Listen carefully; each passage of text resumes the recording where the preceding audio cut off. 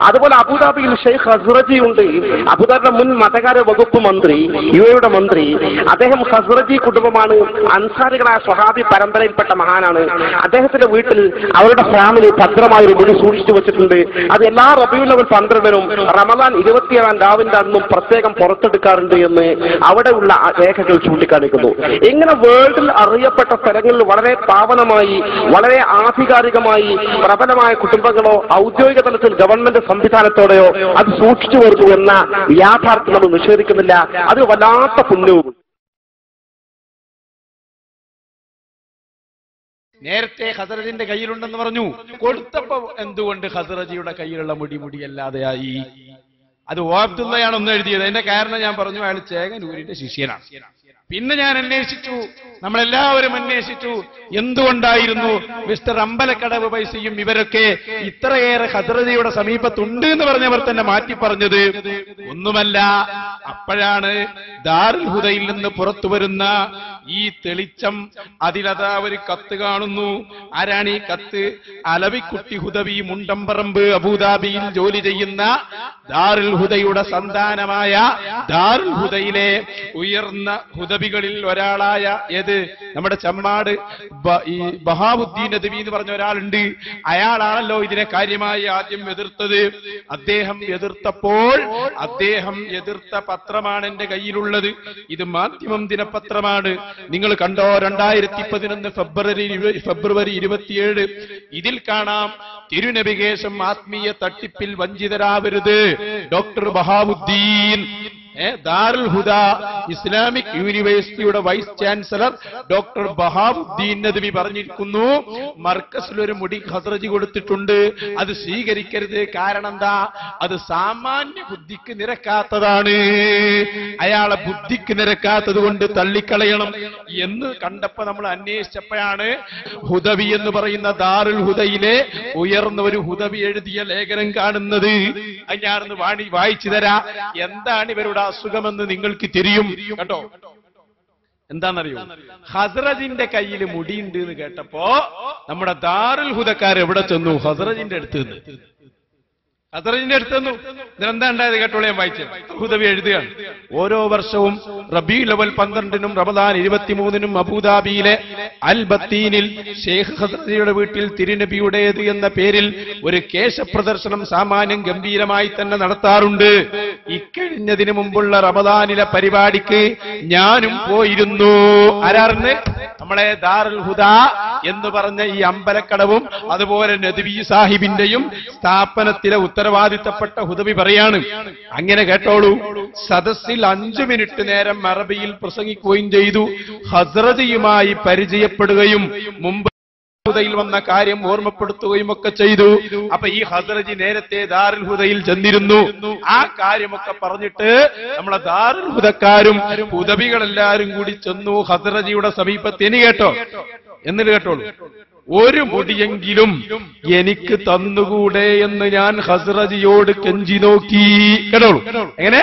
ഒരു മുടിയെങ്കിലും എനിക്ക് തന്നുകൂടെ നമ്മളെ ദാറുൽ ഹുദയിൽ വെക്കാൻ എന്ന് ഞാൻ ഖസ്റജിയോട് കെഞ്ചി നോക്കി. പക്ഷേ അദ്ദേഹം തന്നില്ല. ഒരാൾക്ക് കൊടുത്താൽ എല്ലാവർക്കും കൊടുക്കേണ്ടി വരില്ലേ? അതുകൊണ്ട് നിവൃത്തിയില്ലെന്ന് ഖസ്റജി പറഞ്ഞു. അപ്പൊ സഹോദരന്മാരെ, ഖസ്റജിയുടെ കയ്യിൽ മുടിയുണ്ട്. ആ മുടി കിട്ടാൻ വേണ്ടി ദാറുൽ ഹുദയിലെ ഹുദവി ചെന്നു. അദ്ദേഹം പറഞ്ഞു, തരില്ല മോനെ, തരാൻ പറ്റില്ല, അതുകൊണ്ട് കൊടുത്തില്ല, തന്നില്ല. അന്നു മുതലാണ് പരാതി വന്നത്. മുടിക്ക് നീളമുണ്ടത്രേ. സുബ്ഹാന ജല്ല ജലാലുഹു. ഇവര് തന്നെ എഴുതിയതാണ്, പഠിപ്പിച്ചതാണ്, പറഞ്ഞതാണ്. നിങ്ങൾക്ക് കിട്ടാത്തതിൽ അസൂയപ്പെട്ടിട്ട് കാര്യമില്ല. അത് നബിതങ്ങളുടെ ഷെയറാണ്. അതാർക്ക് കൊടുക്കണമെന്ന് തീരുമാനിക്കേണ്ടത് ബഹുമാനപ്പെട്ട മുഹമ്മദുർ റസൂലുള്ളാഹി സല്ലല്ലാഹു അലൈഹി വസല്ലം തങ്ങളാണ്. ആ നബി തങ്ങളെ തീരുമാനമനുസരിച്ചാണ് ബഹുമാനപ്പെട്ട കാന്തപുരം ഉസ്താദിന് കൊടുത്തത് എന്നാ ഖസ്റജി പറഞ്ഞത്.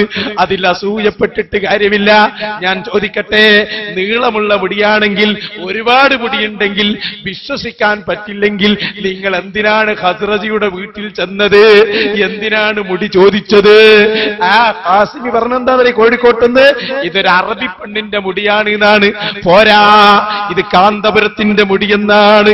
സുഹൃത്തെ, കാന്തപുരത്തിന്റെ മുടി അല്ലെങ്കിൽ ഒരു അറബി പെണ്ണിന്റെ മുടി ചോദിക്കാൻ വേണ്ടി നിങ്ങളെ ഹുദവി എന്തിനാണ് അവിടെ ചെന്നത്? പറയണ്ടേ മറുപടി? എന്തെങ്കിലും പറയാനാണോ? ഞാൻ പറയട്ടെ മുഅ്മിനീങ്ങളെ, ഇവർ സ്വഹീഹാണെന്ന് ബോധ്യപ്പെട്ടത് കൊണ്ടല്ലേ ഖസ്റജിയുടെ സമീപത്ത് ചെന്നത്. മുടി ചോദിച്ച് കൊടുക്കാത്തപ്പോ അസൂയ തോന്നി. അവ രണ്ട് കാരണവും നമുക്ക് പിടികിട്ടി.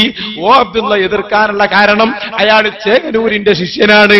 പിന്നെയോ ബഹാവുദ്ദീൻ നദവിയും പിണങ്ങോട് ഗ്രൂപ്പും എതിർക്കാനുള്ള കാരണം അവർക്ക് കിട്ടിയില്ല.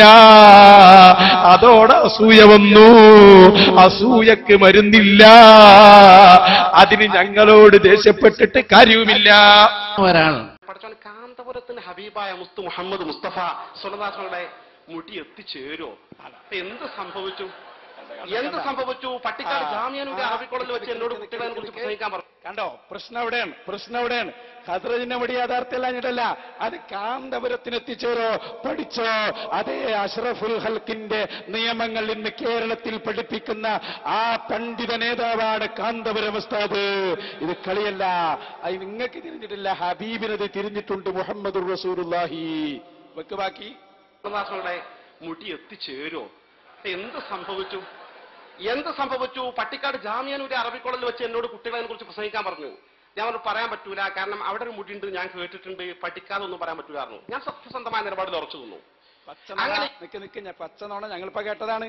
നിങ്ങൾ അപ്പൊ തന്നെ എന്താ പറഞ്ഞു? ഞാൻ നേരത്തെ നിങ്ങളെ കേൾപ്പിച്ചു. ഇയാൾ നേരത്തെ പറഞ്ഞെന്താ? പട്ടിക്കാട് വെച്ചെന്നെ പറഞ്ഞു, സ്വപ്നം കണ്ടിട്ടാണ് കൊണ്ടുവന്നെന്ന് പറഞ്ഞു. അതോടെ കഴിഞ്ഞു എന്റെ കഥ. ഇയാൾ അവിടെ പറഞ്ഞതാ, എന്നിട്ട് ഇവിടെ വന്ന് നിഷേധിക്കാണ്. പച്ച നുണ പറയുന്ന നേതാവാണോ നിങ്ങൾ? വെക്കുവാക്കി. പഠിക്കാതെ ഒന്നും പറയാൻ പറ്റൂലായിരുന്നു. ഞാൻ സത്യസന്ധമായ നിലപാടിൽ ഉറച്ചു നിന്നു. അങ്ങനെ ഇക്കഴിഞ്ഞ റബീഉൽ അവ്വലിന് ഈ റബീഉൽ അവ്വലിന് അബുദാബി ചെന്നു. അബുദാബി ചെന്ന് നോക്കുമ്പോ ഇവിടെ കൊടുത്ത മുടി വീണ്ടും അവിടെ ഉണ്ടെന്ന് അറിയാൻ സാധിച്ചു. ഇതെന്ത്? എന്റെ ചങ്ങാതി, ഞാനിപ്പോ സക്കരിയാസലായി അല്ലാത്തതുകൊണ്ട് പൊട്ടന്മാരെന്ന് വിളിക്കണില്ല. ഇവിടെ കൊടുത്ത മുടിയില്ലെങ്ങായി അവിടുത്തെ മുടിന്റെ ഒരു ഭാഗ കൊടുത്ത്. എന്താണ് ഇതൊക്കെ? എന്തെങ്കിലും സലാം സ്ലമിനേക്കാൾ അതപ്പതിച്ചു പോയോ? എന്താ പങ്ങൾക്ക് പറ്റിപ്പോയത്? ഇവിടെ കൊടുത്ത മുടി അവിടെ ഉണ്ട്, അതിനൊരു മുടി കൊടുത്ത ബാക്കിയുള്ളത് അവിടെ ഉണ്ടാവില്ലേ? അസൂയക്ക് മരുന്നില്ല.